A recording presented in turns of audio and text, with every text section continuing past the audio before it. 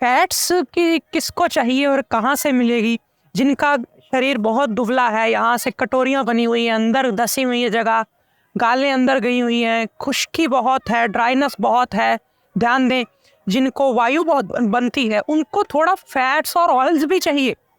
कई heart patients को भी डॉक्टर बिल्कुल ऑयल बंद करवा देते हैं बिना ये जाने समझे कि वो वात का मरीज है, मर जाएगा वो बिना ऑयल्स थोड़े बहुत अगर आप चिकनाई नहीं देंगे तो हार्ट अटैक वैसे ही उसको आ जाएगा।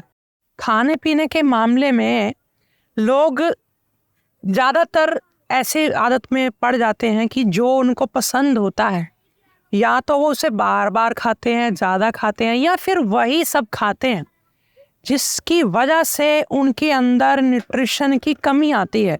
वरना तो नेचर ने, प्रकृति ने अपनी तरफ से कोई कमी नहीं छोड़ी हुई।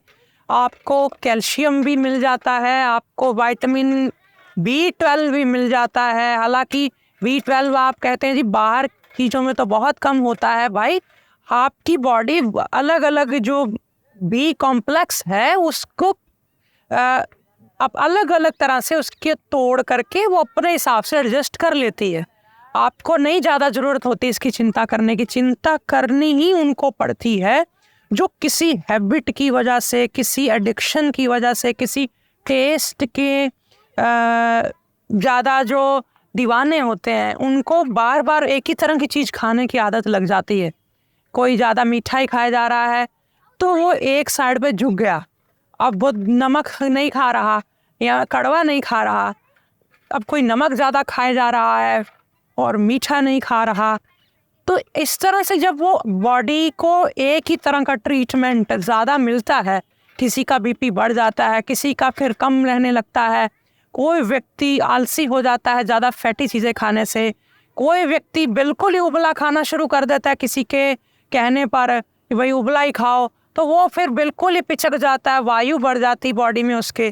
कोई कहता है कि तुम तोल तोल कर खाओ ज़्यादा फायदा होगा, वो फिर तोलने लग जाता है, वेट करता है, इतने ग्राम सुबह खाया, इतने ग्राम दोपहर खाया, उसको स्ट्रेस एंजाइटी हो जाता है।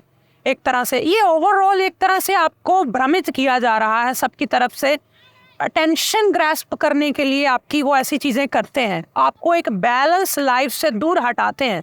मेरा ऐसा मानना है, मैंने अपने जो गुरुओं से सीखा है कि बैलेंस लाइफ जैसी कोई लाइफ नहीं होती जिसमें आप पानी पर तैर रहे हैं। जैसे आप उसमें ना डूबते हैं ना आप उससे भागते हैं, दूर रहते हैं। आप बीच में रहते हुए भी कैसे बैलेंस बनाना है उस पे यदि आपने काम कर लिया, आपने सीख लिया, तो यकीन माने आप जैसा गुणी, आप जैसा ज्ञानी, विद्वान और सूझबूझ वाला व्यक्ति कोई नहीं। मैं आज की सार बात ये कहना चाहता हूँ कि अगर आपको विटामिन्स ज़्यादा बॉडी में चाहिए, कभी लगे कि मुझे तो बहुत वीकनेस, बहुत थकान, जल्दी थकान लग रही है, चेहरा निस्तेज सा हो रहा है, तो ये जितने दुनिया के विटामिन्स हैं, विटामिन जिसको आप जनरली बोल देते हैं, वो सारे रंग बिरंगी चीज़ों में मिलेंगे। याद रहे, रंग बिरंगी चीज़ें जो प्रकृति ने नेचुरल दी हैं, आपके आर्टिफिशियल रंग वाली मिठाइयाँ नहीं। जो नेचुरल गाजर है, शिमला मिर्च है, मैं अब रंग वाली चीज़ों के नाम ले रहा हूँ। आपके इसमें फलों में चीकू है, सेब भी है, पपीता भी है। और आप देखिए रंगों में जाइए, आप रंग दिमाग में लाएंगे, आपको पालक नज़र आएगी, आपको ब्रोकली नज़र आएगी, आपको मटर नज़र आएंगे, हरे, लाल, पीले, संतरी, बैंगनी, ये जितने भी रंग हैं सब विटामिन हैं। विटामिन से मतलब ये समझ लो जो विटामिन की गोलियां आप खाते हैं। आप गोलियां क्यों खाते हैं जी? आपको बेची जाती हैं गोलियां, बेवकूफ़ बनाया जाता है, डराया जाता है, नहीं नहीं तेरा विटामिन कम नहीं, पूरा नहीं होगा, हमारी वाली खा गोली फिर कम होगा, बढ़ेगा। तो आपको मैं सीधी सी बात बताऊं, बहुत ज़्यादा सब्जियों को पकाएं नहीं, कच्चा पक्का पकाएं, थोड़ा 5-1% उसको कच्चा रख लें बनाते समय, और बहुत ज़्यादा उसको बारीक बारीक ना काटें सब्जियों को। जितना मोटा टुकड़ा रहेगा उसके अंदर की न्यूट्रिशन उतनी, ताकत उतनी भरपूर उसमें बरकरार रहेगी। और तीसरी बात, बार बार गरम करके ना खाएं, बासी ना खाएं, जितना खाना उतना बना लें। और हर किसी को कच्चा भी खाने की ज़रूरत नहीं होती, थोड़ा पकाना कमज़ोर पाचन शक्ति वालों के लिए एक बल का काम कर जाता है। जल्दी पाचक वो चीज़ बन जाती है, रुचिकर हो जाती है। और मैं फिर कह दूं, जिनको भी कैल्शियम की कमी लगती है और लगता है कि कैल्शियम की गोलियां खाने की नौबत आ गई है, तो दुनिया की जितनी प्राकृतिक सफ़ेद चीज़ें हैं वो आप ढूंढिए और खाइए। जैसे कि फुल मखाना, फुल मखाने में भरपूर कैल्शियम है, पथरी का डर नहीं। बस रात्रि को कैल्शियम नहीं खाया जाता। आपको बता दूं कि दिन के समय ही कैल्शियम आपको धूप जब हो तब पचता है अच्छे से। तो इस चीज़ को समझें और फिर आप खुद के डाइटिशियन बने। कैल्शियम में फुल मखाना आ गया। जिनको बिल्कुल कैल्शियम सूट नहीं करता, पथरी होती ही है, मेरी माने आप गेहूं का ज्वारा, गेहूं उगा दें, उसके पत्ते लंबे लंबे जब 8-9 दिन के हो जाए, काट के उसका रस पी लें 1 कटोरी सुबह, एक उसमें आंवला सेब जो भी स्वाद के लिए मिलाना है मिलाकर, तो ये 10-15 दिन 20 दिन पी लिया, फिर कभी महीने 2 महीने बाद फिर ऐसे कर लिया। इसमें भी भरपूर कैल्शियम होता है, पथरी नहीं होगी। आपको कैल्शियम के लिए दूध, पनीर, सफ़ेद चीज़ें जितनी भी हैं, थोड़ा बहुत जो आपको भरपूर मात्रा में कैल्शियम चाहिए तो चूना भी उपयोग में ला सकते हैं। पान में जो लगा करके भिगोया हुआ 1 गेहूं के दाने जितना, कभी भी जूस में मिला के, दही में मिला के सुबह ले लिया थोड़े दिन, बस इतना कर लिया, कैल्शियम की जिम्मेदारी आपके ऊपर से ख़त्म हो गई। फिर आपकी बारी आती है फैट्स जो जिनकी गालें पिचकी हुई हैं, यहाँ से अंदर गए हुए हैं, घुटनों के अंदर दिखता, बॉडी में कहीं फैट है कहीं है ही नहीं, उनको फैट्स बहुत ज़रूरी है। बाकी ले ना लें तो उनके लिए क्या करना है, उनको नेचुरल सीड्स खाने चाहिए, चाहे वो फ्लैक्स सीड हों, चाहे वो तिल हों, रेवड़ी पे लगा के खाए जाते हैं, चाहे वो मूंगफली हो। आपकी तेल की मात्रा जो आपको चाहिए वो मिल जाती है, और ये फिर कोलेस्ट्रॉल भी नहीं बढ़ाते। अब फैट्स की किसको चाहिए और कहाँ से मिलेगी? जिनका शरीर बहुत दुबला है, यहाँ से कटोरियाँ बनी हुई हैं, अंदर धसी हुई है जगह, गालें अंदर गई हुई हैं, खुश्की बहुत है, ड्राइनेस बहुत है, ध्यान दें। जिनको वायु बहुत बनती है उनको थोड़ा फैट्स और ऑयल्स भी चाहिए। कई हार्ट पेशेंट्स को भी डॉक्टर बिल्कुल ऑयल बंद करवा देते हैं, बिना ये जाने समझे कि वो वात का मरीज है, मर जाएगा वो बिना ऑयल्स। थोड़े बहुत अगर आप चिकनाई नहीं देंगे तो हार्ट अटैक वैसे ही उसको आ जाएगा। तो क्या करें, आप तेलों से निचोड़कर अलग किया हुआ तेल ना खाएं। कोई भी हार्ट पेशेंट, कोई भी सुन रहा है मेरी बात, जब आप तेलों से अलग निचोड़कर तेल खाते हैं ना, उसमें सावधानी की ज़रूरत होती है बहुत, कि भाई ज़्यादा खा लिया तो कहीं मेरे को कोलेस्ट्रॉल ना हो जाए, मेरे को फैट ना जम जाए, मेरा ये लीवर फैटी ना हो जाए। वैसे आपको, अगर आप मूंगफली के अंदर ही तेल है, उसको मूंगफली को कंज्यूम करते हैं, आप तिल सर्दी में रेवड़ी पे लगा खाते हैं, आप फ्लैक्स सीड भुने हुए खा लेते हैं थोड़े 1-8 चम्मच सलाद में ऊपर छिड़क के, आप नेचुरली कद्दू के बीज या फिर सूरजमुखी के बीज रोस्ट करके खा लेते हैं कभी कभार। ये अपने आप ही तेल की भरपूर मात्रा आपको बादाम में मिल जाती है, अखरोट में मिल जाती है, कई तरह के तेल के सोर्स हैं, तो आपको चिंता करने की जरूरत नहीं है। फैट्स के लिए भी दूध दही आदि कोई लेता है ले, कोई परहेज करता है भी मैं जीवों को तंग नहीं करना चाहता, ना ले, कोई दिक्कत नहीं है। और बाद में बारी आती है मिठास की। जितनी चीज़ें मीठी बनाई भगवान ने,